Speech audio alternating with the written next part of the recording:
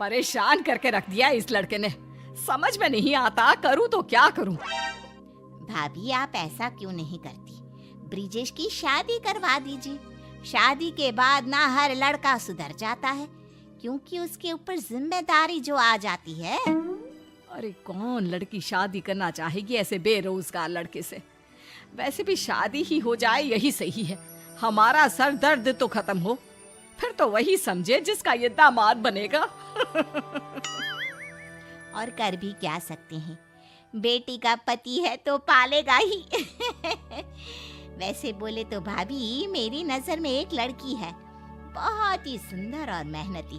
आप कहे तो बात चलाऊं? मुझे तो लगता है कि शादी के लिए मान भी जाएंगे। अरे नेकी और पूछ पूछ। ठीक है, बात कर लो एक बार, हो जाए तो हम भी गंगा नहा ले, वरना तो इसकी शक्ल देखने का मन नहीं करता। ऐसे ही बुआ ब्रिजेश की शादी की बात चलाती है और लक्ष्मी के घर वाले मान भी जाते हैं। कुछ ही दिनों बाद लक्ष्मी की शादी हो जाती है ब्रिजेश के साथ। शादी के बाद, माँ जी ये मार्केट से कुछ सामान लाना था। अरे ब्रिजेश को दे देना, वो ले आएगा। वैसे भी उसको कुछ काम तो है नहीं, यही कर लेगा, पड़ा ही रहता है फालतू। माँ जी लेकिन इनको पता भी होगा, कहीं कुछ गलत चीज ले आए तो। अरे फिक्र मत कर, कुछ गलत नहीं लाएगा। भाभी इस बेरोजगार को ऐसी चीजों का काफी एक्सपीरियंस है। और वैसे भी आप खुद ही सोच लो, नौकरी तो करता नहीं, घर पर बैठकर क्या करेगा, इसलिए मम्मी इसे ऐसे काम करने को दे देती है। अब जो आदमी नौकरी नहीं करेगा उसको घर के काम ही तो करने पड़ेंगे ना। लक्ष्मी को ये सब सुनकर बुरा लगता है। अगले दिन, आपके घर वाले बाहर वाले, इनकी बात सुननी आपको अच्छी लगती है क्या? आप कोई नौकरी क्यों नहीं करते? नौकरी तो मैं भी करना चाहता हूँ, लेकिन मैं अपना ही कोई छोटा सा बिजनेस शुरू करना चाहता हूँ, और माँ इसके लिए तैयार नहीं होती। कहती है बहुत पैसा खर्च होगा, क्या पता चले ना चले।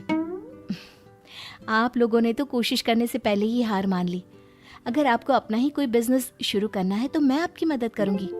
क्या सच्ची में? लेकिन कैसे? देखिए आपको पैसों की जरूरत है ना, आप कुछ पैसे माँ जी से मांगी, कुछ पैसों का इंतजाम मैं करती हूँ। शाम को ब्रिजेश अपनी माँ से पैसों की बात करने के लिए जाता है।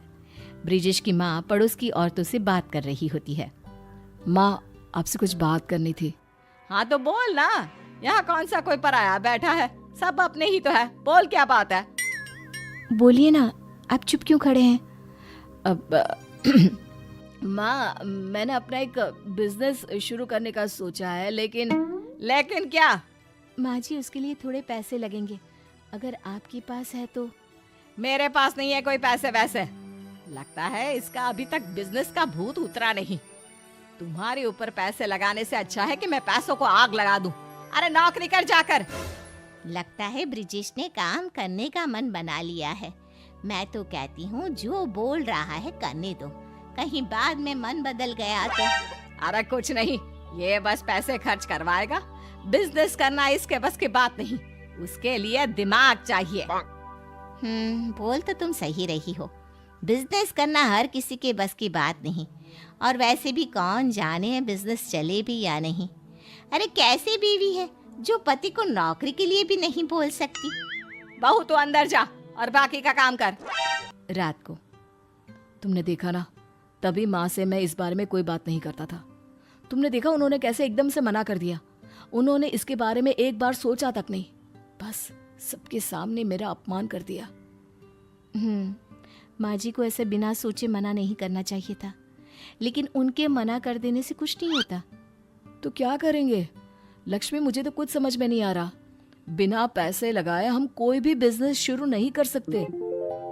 ऐसा करते हैं, शादी के वक्त में जो गहने पहन कर आई थी उसको गिरवी रख देते हैं, इससे हमारे पैसों की परेशानी ठीक हो जाएगी। पैसों के लिए तुम्हारे गहने गिरवी रखना, मुझे ये ठीक नहीं लगता। ये गहने तुम्हारे माँ बाप ने कितने प्यार से दिए थे, और फिर माँ भी तो सच्ची कहती है, पता नहीं काम चले ना चले। लो जी, पहले ही सोच लिया कि नहीं चलेगा। मुझे तो लगता है कि आप मुझे इससे 2 गुने गहने बनवा कर देंगे ना? जरूर, तुम्हें विश्वास है तो जरूर काम चलेगा, लेकिन अगर नहीं चला तो? अरे तब की तब देख लेंगे।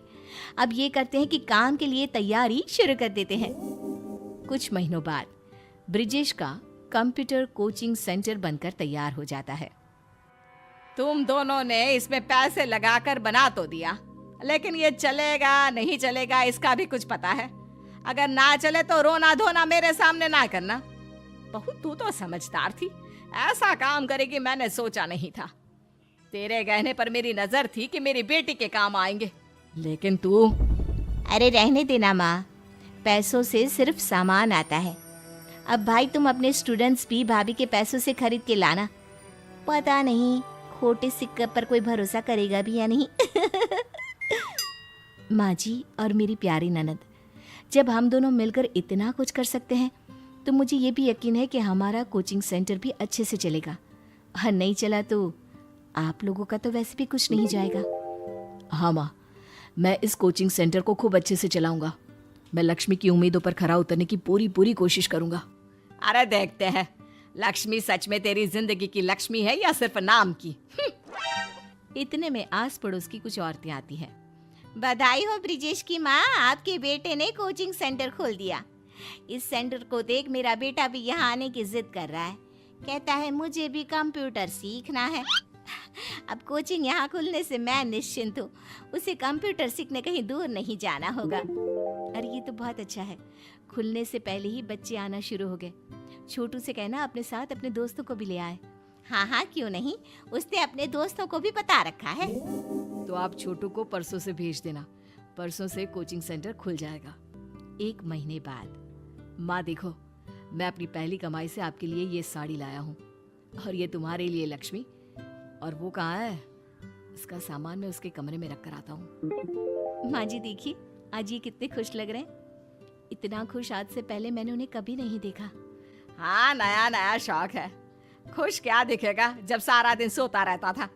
पता नहीं तेरे बाप ने क्या देखा, पर हमें क्या। मेरे पापा ने इनकी डिग्री और ये देखा कि इन्होंने पढ़ाई के लिए कभी आप लोगों से पैसे नहीं लिए। देश के सबसे अच्छे कॉलेज से स्कॉलरशिप से पढ़ाई की। माँ जी ये नौकरी नहीं करना चाहते थे, ये तो आप भी जानती थी। शादी से पहले ही मुझे इन्होंने सब कुछ बता दिया था और मुझे इन पर विश्वास था। हाँ माँ, लक्ष्मी के विश्वास ने ही मुझे फिर से खड़ा किया, वरना मैं तो कुछ नहीं था। मैं तो कहता हूँ कि बीवी हो तो लक्ष्मी जैसी।